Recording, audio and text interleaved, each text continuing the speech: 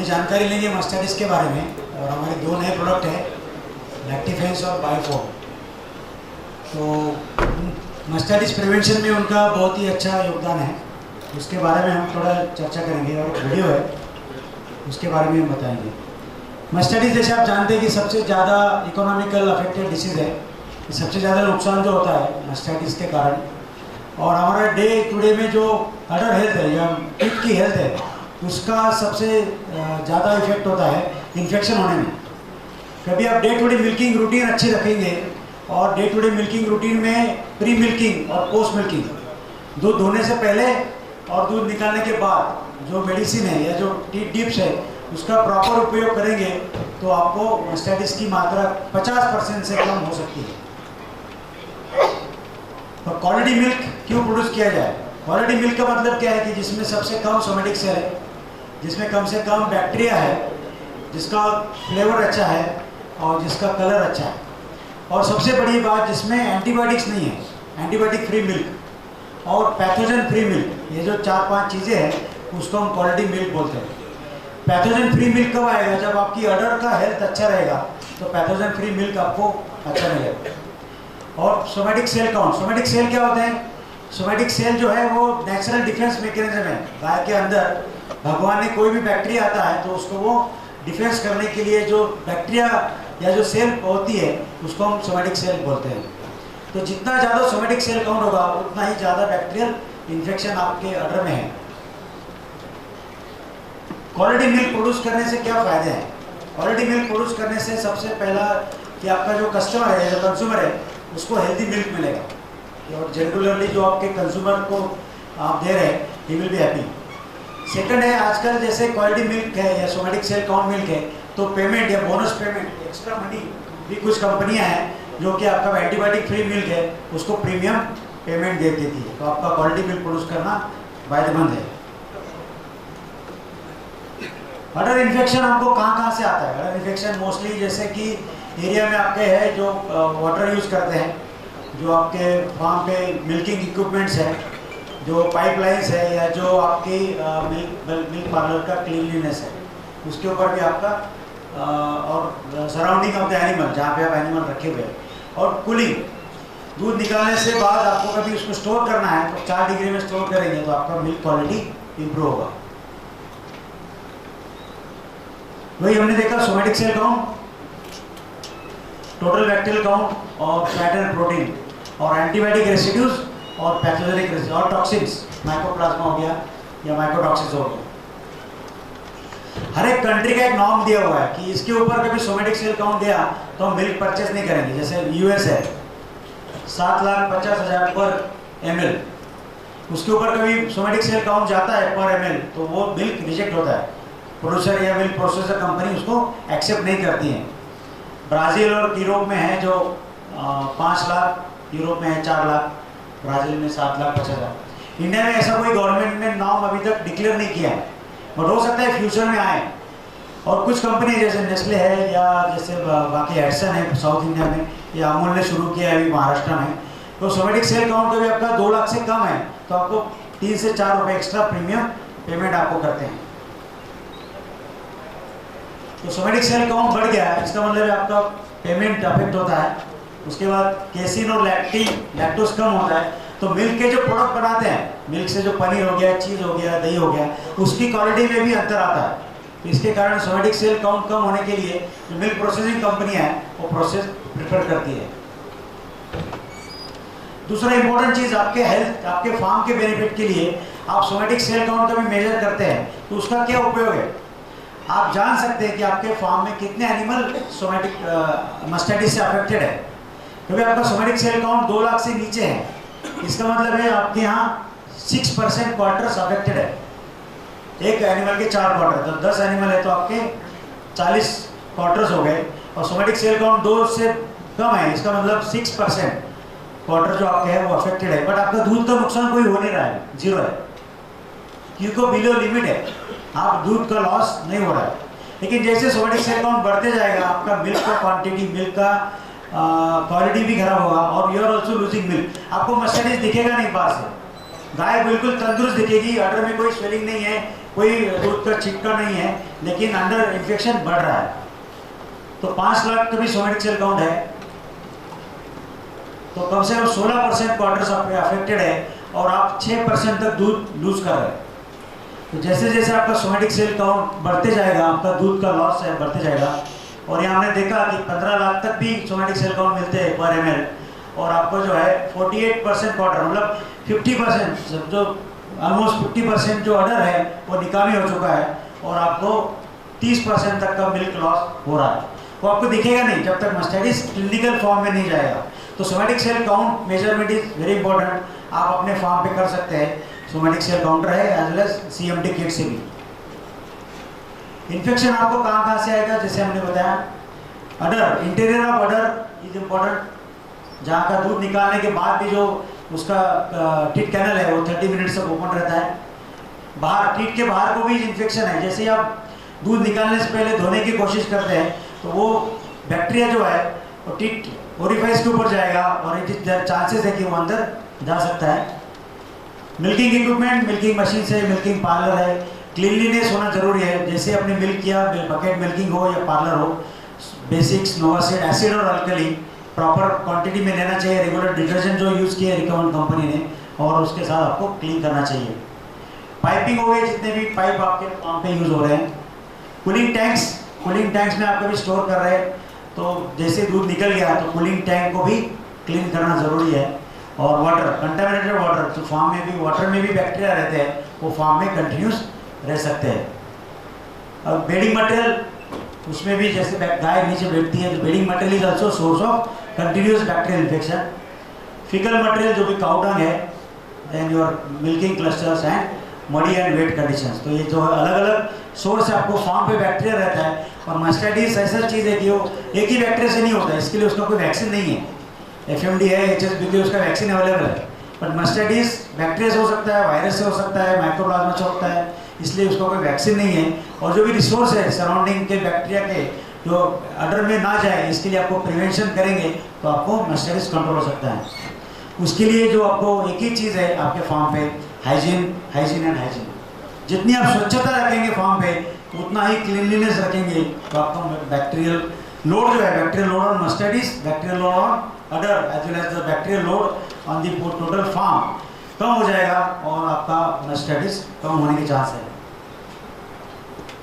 सबसे पहले जैसे क्लीन एंड हेल्दी एनिमल, पशु जो है वो आपका हेल्दी होना चाहिए। पशु के जो क्लीनलीनेस है, अडर हो गया, उसका जो पीछे का बैक्टीरियल लोड है जहाँ पे आपका क्लीन करते हैं, उसका बैक साइड वो भी क्लीन होना जरूरी है। दूसरा है पर्सनल हाइजीन। जो आदमी दूध निकाल रहा है, जो आदमी मिल्किंग पार्लर में काम कर रहा है, जो आदमी मिल्किंग एनिमल को टच कर रहा है, उसका खुद का हाइजीन भी इम्पोर्टेंट है। उसका बैक्टीरियल फ्री होना, उसके कपड़े, उसका जो क्लीनलीनेस है हाथ धोने का, एज वेल एज पाउडर आप यूज़ करते हैं, वो भी आपको मास्टाइटिस कम करने में उपयोग करेगा। मिल्किंग हाइजीन इम्पोर्टेंट है। इसमें हमने बताया pre milking and post milking, दूध निकालने से पहले और दूध निकालने के बाद जो टीट का हेल्थ है वो आप कभी अच्छा रखोगे तो बैक्टीरियल इन्फेक्शन अंदर जाने के चांसेस बहुत कम है। इक्विपमेंट क्लीनिंग एंड मेंटेनेंस, जितने भी आपके फार्म पे इक्विपमेंट है जो दूध के डायरेक्ट टच में आते हैं, उसका maintenance as per the company's recommendation, as per company's useful detergent जो रिकमेंड किया है, उसका क्वांटिटी और temperature, water temperature is important. गर्म पानी जितना भी उन्होंने कहा है 45 डिग्री है, 85 डिग्री उतना होना जरूरी है, तभी वो डिटर्जेंट काम करता है। तो आपको मेंटेनेंस इक्विपमेंट का इम्पोर्टेंट है। एंड कूलिंग सिस्टम, तो हमने पहले बताया BMC है तो 4 डिग्री में आपको दूध कूल करना जरूरी है। गोल्डन रूल्स ऑफ मिल्किंग, जो बहुत सारे आपने पढ़े होंगे, बहुत सारा आप यूज़ भी करते होंगे रेगुलर में। तो गोल्डन रूल्स मिल्किंग में जितने की क्लीन योर हैंड्स, जो हम नॉर्मल वाटर है या सोप वाटर है, आपको कुछ भी सॉल्यूशन नहीं मिलता है तो लाइफ बॉय आता है जिसमें कार्बोलिक एसिड होता है। लाइफ बॉय जो सोप है उसमें कार्बोलिक एसिड होता है, उससे यूज़ कीजिए। डेटॉल यूज़ कर सकते हैं या सेवलॉन यूज़ कर सकते हैं। कोई भी एंटीबायोटिक, एंटीसेप्टिक सॉल्यूशन आप हाथ धोने के लिए यूज़ कर सकते हैं नॉर्मल वाटर में ऐड करके। और ये नेचुरल ग्लोव्स आते हैं आजकल, जो बड़े पार्लर है मिल्किंग पार्लर में, यूज एंड थ्रो ग्लोव्स है, नेचुरल ग्लोव्स।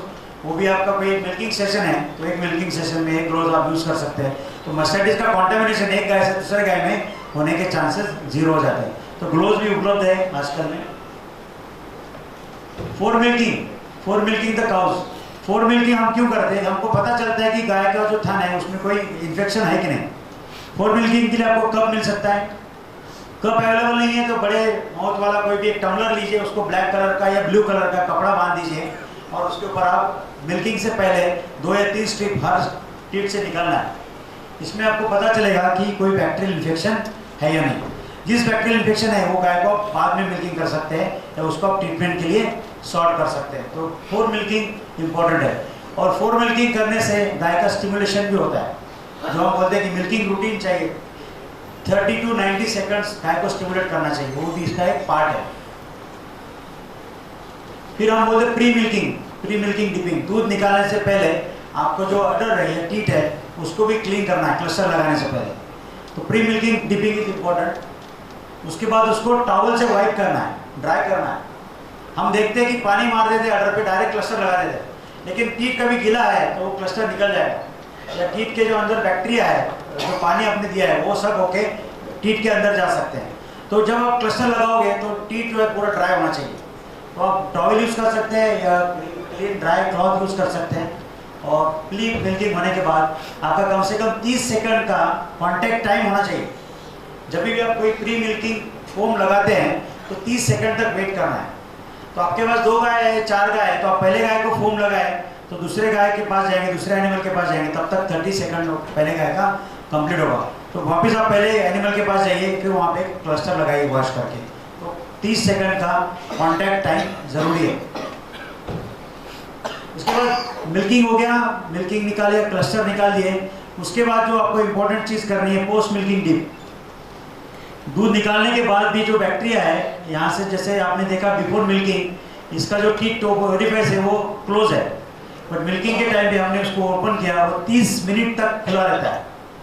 तो 30 मिनट तक बैक्टीरिया अंदर जाने के चांसेस है। इसके लिए आपको कोई भी सोल्यूशन है जो एंटीबायोटिक हो सकता है, जिसका इफेक्ट आएगा कि बैक्टीरिया का काउंट कम करे, हम उसको डिप करना है। तो सोल्यूशन अंदर भी जाएगा और बाहर से टीट को भी कवर करे।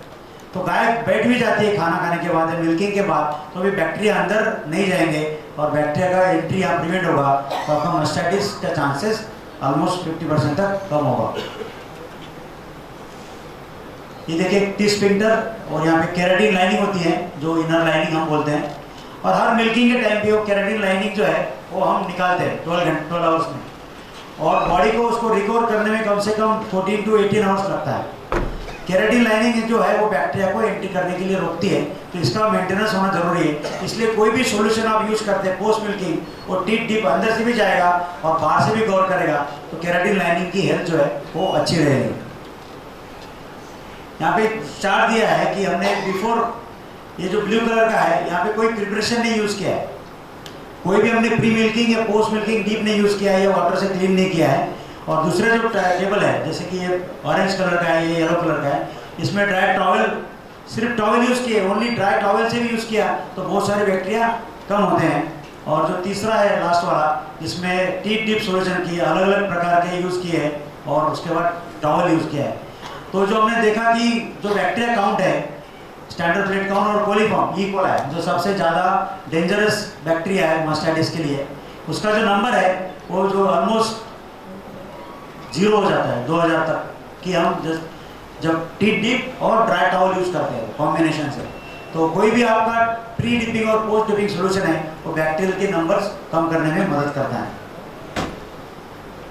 और काऊ का रिस्पॉन्स क्या होता है? गाय के पास भी इम्यूनिटी होती है। हर गाय को मास्टाइटिस नहीं होता है, क्योंकि गाय की इम्यूनिटी जो है वो नेचुरल डिफेंस मैकेनिज्म से, कभी गाय को इन्फेक्शन हो गया तो वो आइदर वो बनेगा रिकवरी में आएगा, विदिन 24 आवर्स गाय अपने खुद के बैक्टीरियल इम्यूनेंट से बैक्टीरिया को किल करेगी और रिकवरी हो सकती है। अदरवाइज उसको सब क्लिनिकल मास्टाइटिस होके वो क्लिनिकल और क्रोनिक में कन्वर्ट हो सकता है। तो आपको सोमेटिक सेल काउंट का जो नंबर है वो इम्पोर्टेंट है to identify your cow in the subclinical mastitis stage.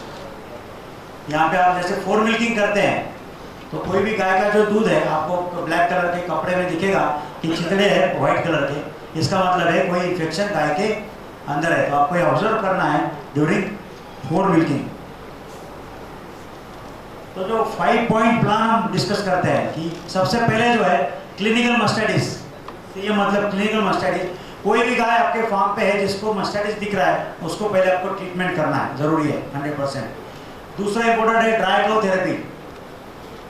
Dry cow therapy एक थेरेपी होती है जब 7वें और 8वें मिनट जब आप गाय को ड्राई करते हैं तो एक स्पेशल प्रकार का मेडिसिन है जो इंट्रामेमरी ट्यूब है, और जब आप ड्राई करने दूध करना बंद कर देते हैं प्रेग्नेंट होने के बाद 8वें-9वें महीने में, तब ये 4 ट्यूब आती है, एक ट्यूब एक टिप में डालने का है, और 2 महीने तक आपको इसका इफेक्ट रहता है। और जब आप काविंग होने के बाद जब मास्टाइटिस के चांस है वो 50 to 75% उसके कम होते हैं। मार्केट में अभी नए प्रोडक्ट आए, जुइटिस का भी है और MSD कंपनी का भी आया हुआ है, तो आप उसको यूज़ करते हैं। स्पेक्ट्रामैक्स DC बोल के उसका नाम है। और जो आपके पास कभी क्लिनिकली अफेक्टेड काउ है, आपको लगता है इस गाय को रेगुलर मास्टाइटिस हो रहा है, बार बार मास्टाइटिस हो रहा है, तो उसका आप बैक्टीरियल कल्चर कीजिए। लेबोरेटरी में आप मिल्क सैंपल भेजने के बाद कल्चर कीजिए, उसमें आपको कौन सा बैक्टीरिया है वो पता चलेगा। और स्टेफिलोकोकस ऑरियस का भी है, वो सबसे डिफिकल्ट है, एक बार गाय के अंदर इन्फेक्शन हो गया तो उसको निकालना। तो आपको लगता है कि ये क्रोनिकली अफेक्टेड गाय है, तो उसको आपको रिमूव करना पड़ेगा बड़े फार्म से। और हाइजीनिक टीट मैनेजमेंट जो हमने बताया, pre milking and post milking, वो कंपलसरी है आपके फार्म पे जब आप मिल्किंग मशीन यूज करते हैं। और maintenance of all equipment, milking machine as well as the your teat dip as well as milking parlours. तो डी लेवल्स रिकमेंडेशन जैसे अडर काउ हेल्थ, आप सोमैटिक सेल काउंट कीजिए, मास्टाइटिस का treatment and milking order grouping करिए। Milking order में जो animal को mastitis है उसमें हम लास्ट में मिल्किंग करते हैं। और मिल्किंग रूटीन जो हमने बताया, before milking, during milking and after milking, ये तीनों चीज़ है। प्रॉपर्ली आप साइकिल बना दीजिए और उसको कोई भी डिफरेंशिएट नहीं होना चाहिए। बिफोर मिल्किंग आपको बायोफोम यूज़ करना है, जिसके बाद आपको ड्राई करके वाइप करके क्लस्टर लगाना है, और मिल्किंग के बाद लैक्टिफेज यूज़ कर सकते हैं आफ्टर मिल्किंग। तो pre milking dips and post milking dips, तो these are 2 drugs which will improve your health. तो ये जो बायोफोम है वो हम प्री मिल्किंग के लिए रिकमेंड करते हैं, इसमें इसका नाम ही बायोफोम है, तो ये फोम तैयार करता है। और लैक्टिफेंस जो कि पोस्ट मिल्किंग है, ये लिक्विड है, डायरेक्ट यूज़ करना है इसको, और ये 6 घंटे तक आपके टीथ के कैनल के ऊपर लेयर बना के रखेगा। वो पूरा बैरियर, नॉन बैरियर डीप है, और क्लीनलीनेस का फोटो में दिखाता हूँ आपको आगे। और सबसे ज़्यादा इंपॉर्टेंट क्या चीज़ है, जैसे हम मिल्क लेट डाउन करते हैं या स्टिमुलस करते हैं, तो 30 to 90 सेकंड तक गाय को स्टिमुलेट करना जरूरी है प्रॉपर लेट डाउन होने के लिए। और मिल्किंग रूटीन में जब हम शुरुआत करते हैं क्लीनिंग से, बायोफोम, वाइपिंग, तो 60 से 90 सेकंड आपको टाइम देना चाहिए। तो आपके यहाँ से स्टिमुलस जाएगा ब्रेन में और ऑक्सीटोसिन रिलीज होगा, और विदिन 4 to 7 मिनट आपको पूरा मिल्किंग निकालना है। आज 7 मिनट के बाद जो है ऑक्सीटोसिन का इफेक्ट कम हो जाता है। तो जैसे ही गाय को आपने स्टिमुलेट किया तो 4 से 7 मिनट में आपका पूरा मिल्किंग हो जाना चाहिए। तो healthy tits for healthy profit, जैसे हमने बताया आपको कि क्लीन और हेल्दी टीट अच्छे हैं तो टीट में से इन्फेक्शन कम होगा और आपका मास्टाइटिस प्रॉब्लम कम होगा, और उसके बाद आपका दूध या गाँव का मिल्क जो है उसमें भी क्वालिटी में सुधार होगा। बायोफोम की विधि है कैसे यूज करना। Biofoam is a patented solution prepare for cows udder health for pre milking, और इसमें जो दिया है स्पेशल फोम कप है। नॉर्मल कप अलग आएगा, बायोफोम का फोम कप आता है। फोम कप मतलब आप उसको प्रेस करोगे तो फोम तैयार होगा, ऐसा। फोम करने के बाद गाय के टीथ के ऊपर उसको आप लगाइए, और फोम कम से कम 30 सेकंड तक उसको आपको वाइप उसके ऊपर रखना है, उसके बाद उसको आपको वाइप करना है। और हमने देखा कि फोम के कारण जो बैक्टीरियल काउंट है वो ऑलमोस्ट 4 टाइम कम हो गया ड्राई पेपर से। तो बैक्टीरिया और फोम के कारण जो बात की डर्ट है या सॉइल है वो भी उसका क्लीन कर देता है। ये बायोफोम का